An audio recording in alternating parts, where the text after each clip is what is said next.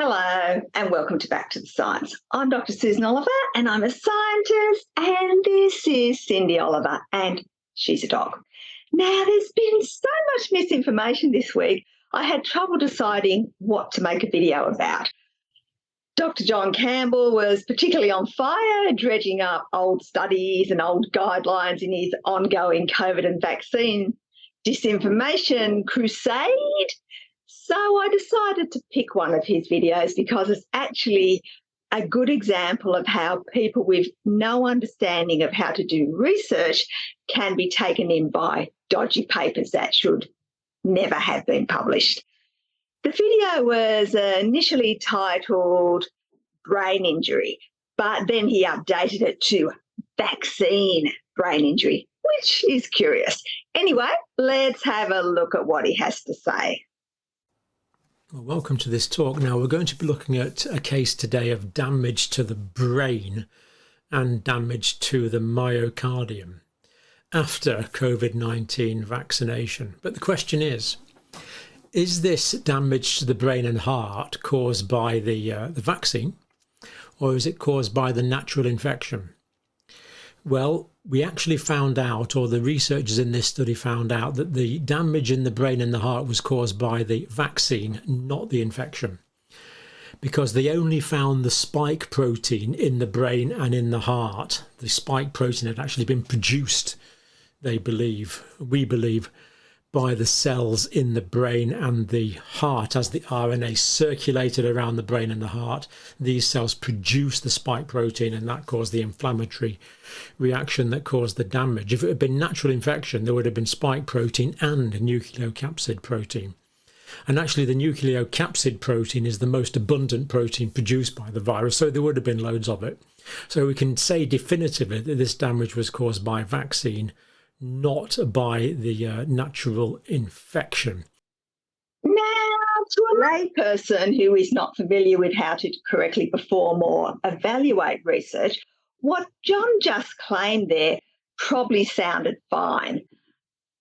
But in fact, it is completely wrong. You can't just assume that finding spike protein and not nucleocapsid protein means that the spike came from the vaccine and not infection. Also, as an aside, you can't assume that spike protein in the heart or brain means it was produced by cells in the heart or brain. It could just have been transported there from another part of the body by the bloodstream.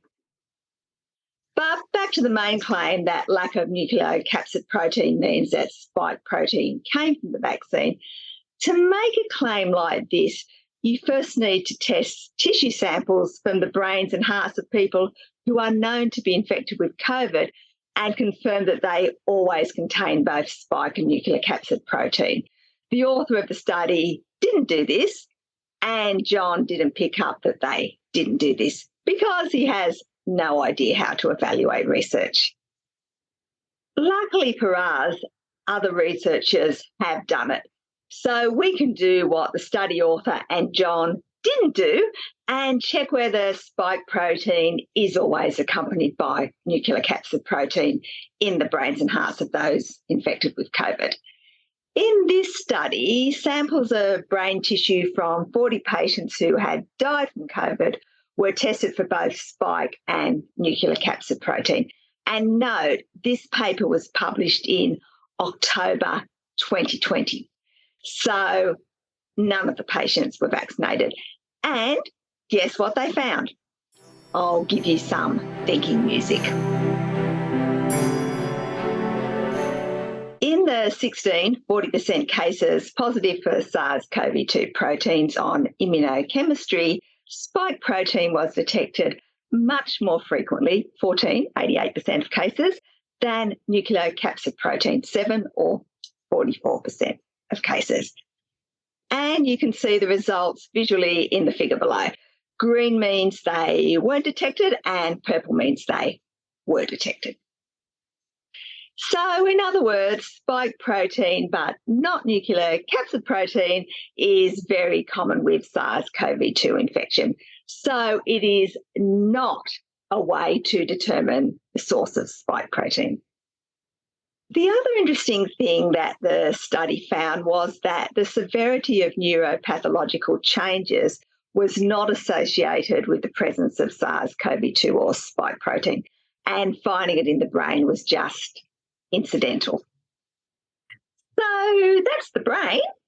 What about the heart? Well, it just so happens that research have also looked at that.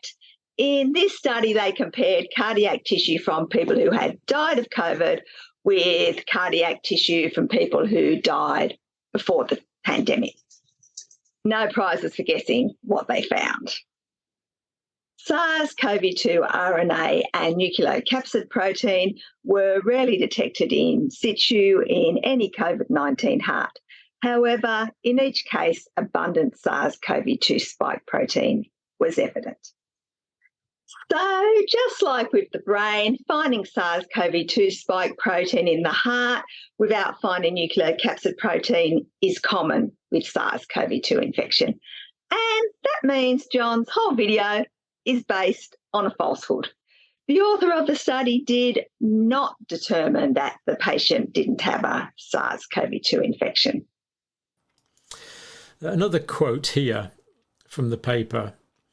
A causal connection of these findings to the preceding COVID-19 vaccination was established by immunohistochemical demonstration of SARS coronavirus 2 protein. So a causal connection of these findings was established. They're being quite definitive here. Now, for scientists to talk in such absolute terms is unusual. So they only do this when they're really pretty sure.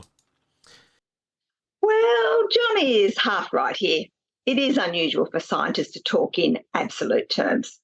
However, most people would recognise this as a red flag and check to see if there are any others. And there are a few others. If you look at the paper that John's video is based on, you see that it is yet another dodgy paper published in an MD-PI journal, and we've spoken about MD-PI journals before.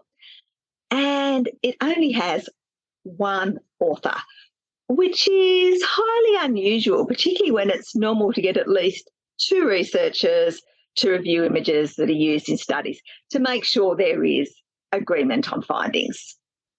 You'll note that the title of the paper is a case report, Multifocal Necrotizing Encephalitis and Myocarditis after BNT162b2 mRNA vaccination against COVID-19.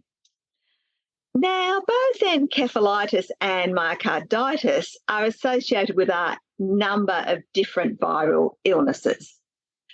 But the study author didn't test for any of these infections, which is another red flag. It's like he decided what conclusion he wanted and just did the test to confirm it, instead of doing a thorough analysis.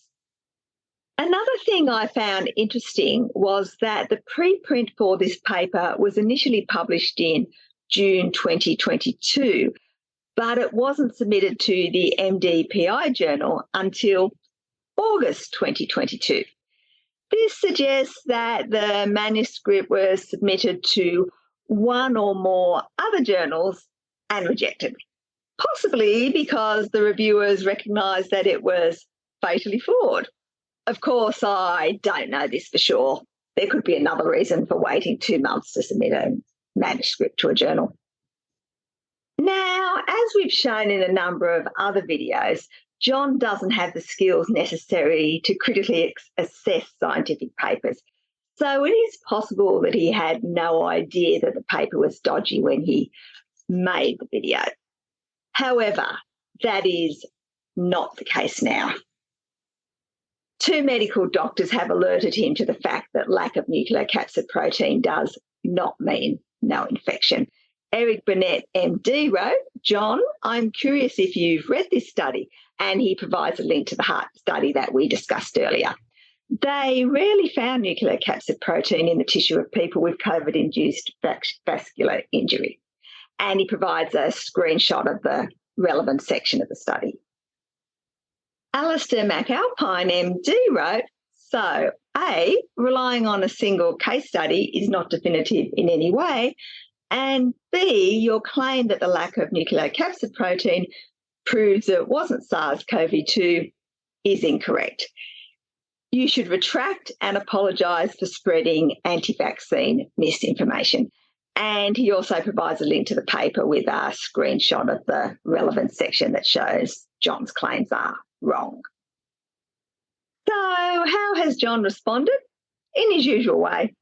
He has completely ignored any criticism from those with actual expertise.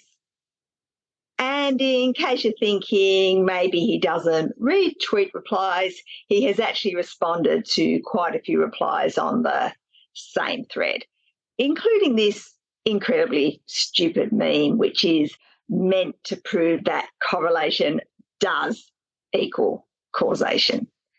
The meme shows one person collapsing after eating some yummy fruit, and then someone else saying correlation does not equal causation, followed by everyone else collapse surrounded by bits of eaten fruit. Now, this is, of course, just a silly meme. It's not something that actually happened, but in fact, it still doesn't prove that the fruit caused the collapse. The people could be in a room with a gas leak, and the first person could have just been a bit more susceptible. So what was John's reply? Excellent, which tells you all you need to know about his critical thinking skills. So now that John knows that his video does contain misinformation, has he corrected the record and removed the video, or is he still making money from it? Well, at the time I'm recording this video, he is still making money from a video that he knows is misinformation. Now, often when I mention John making money from his videos, people claim his videos aren't monetized and John is an altruistic truth seeker. Now, it is in fact easy to determine if a video is monetized or not. You can just go to this website and put in the link for the video or channel. And if you put in the link for John's brain injury video, you will see that it is monetized, and assuming an RPM of $3 per 1,000 views, which is average for YouTube, the video has made John $1,672 and 21 cents so far. Of course, my channel is also monetized, and you can see that my last video made about $14 and 68 cents. And if I wanted to make more money, I could also start making videos about dodgy papers supporting an anti-vax narrative. But I'm not going to. Perhaps regulators would want to watch this video, read this paper, and take that into cognizance as they go forward with their policies. I doubt it, but I would suggest it. I have to say that I agree with John here. The regulatory authorities do need to watch this video. They need to know that someone registered as a nurse in the UK is spreading dangerous disinformation. If you'd like to look further into the data that I've presented, I've provided links in the video's description. And please remember, this video is about the science, but you shouldn't take it as medical advice. For that, you should speak to your medical practitioner. If you've got this far, thank you for listening. And if you've liked or commented on the video, double thank you, because that helps the algorithm and means that more people will see the video. And of course, thank you to everyone who has bought me a coffee or little Cindy here a treat. We really appreciate your support. I will be continuing to make more videos about the science in the future, as will Cindy. You'd be surprised at how much research she actually does into the whole matter. Anyway, if you'd like to see them, please hit the subscribe button. Thank you.